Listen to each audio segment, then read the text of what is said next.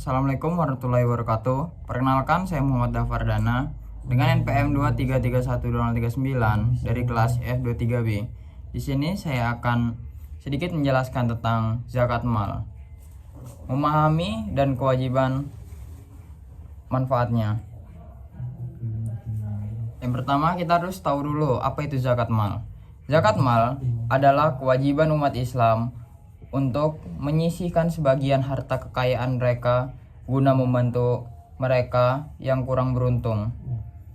Ini adalah bentuk pengabdian kepada Allah Subhanahu wa Ta'ala dan juga menginvestasikan kepedulian sosial.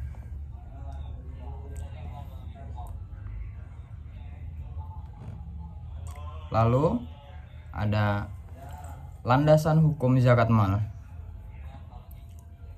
Kewajiban membayar zakat mal didasarkan pada perintah Allah Subhanahu wa Ta'ala dalam Al-Qur'an dan sunnah Nabi Muhammad SAW.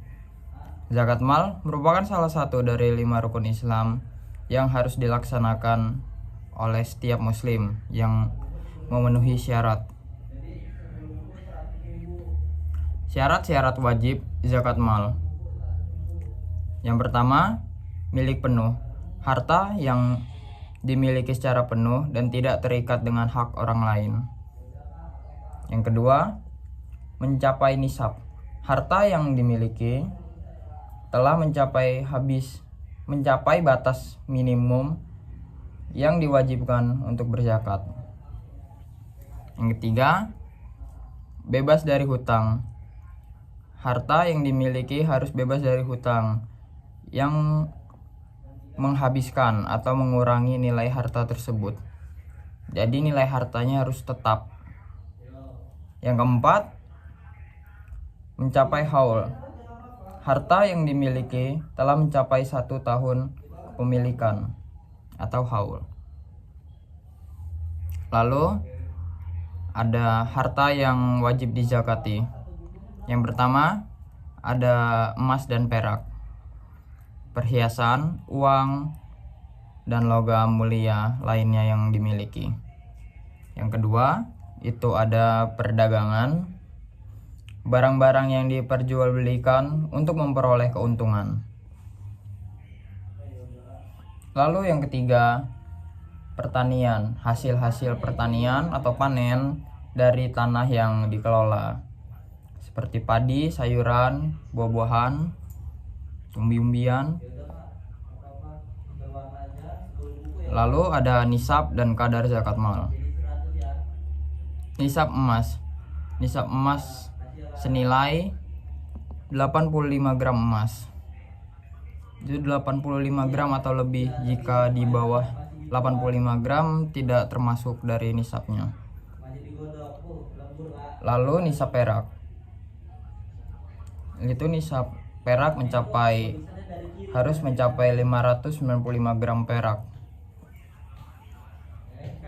Yang ketiga, kadar zakat sebesar 2,5% dari harta yang dimiliki. Jadi misalkan kalian punya 100 gram emas, yang bisa kalian zakatkan itu sekitar 2,5 gram emas. Yang keempat, ada pengecualian. Zakat hasil pertanian berbeda, yaitu 5% atau 10%, tergantung pengairannya.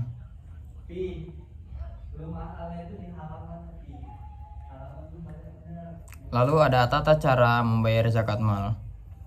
Yang pertama, hitung harta. Hitung total harga yang wajib dizakati sesuai ketentuan sebelumnya yang sudah dijelaskan.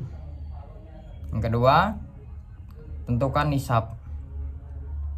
Tentukan nisab atau batas minimum harta yang wajib dizakati.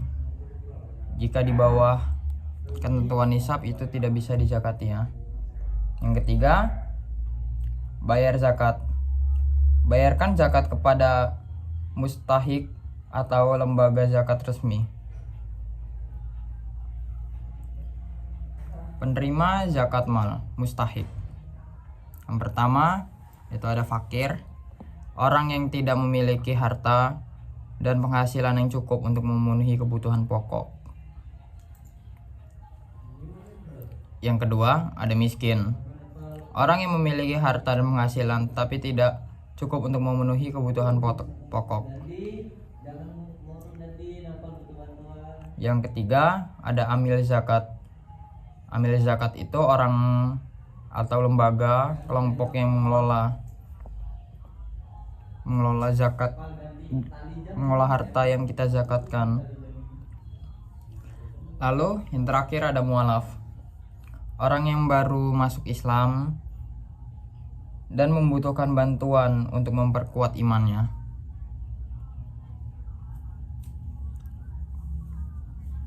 Manfaat dan hikmah zakat mal. Yang pertama itu untuk membersihkan harta.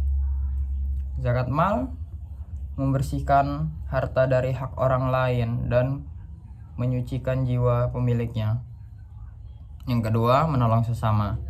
Zakat dapat membantu orang-orang yang membutuhkan dan mengurangi kesenjangan sosial. Yang ketiga, mempererat solidaritas. Zakat mempererat ikatan sosial dan rasa kebersamaan dalam masyarakat.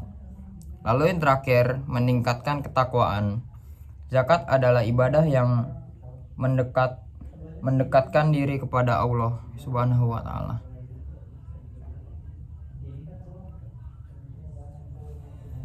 Lalu sekian itu dari saya.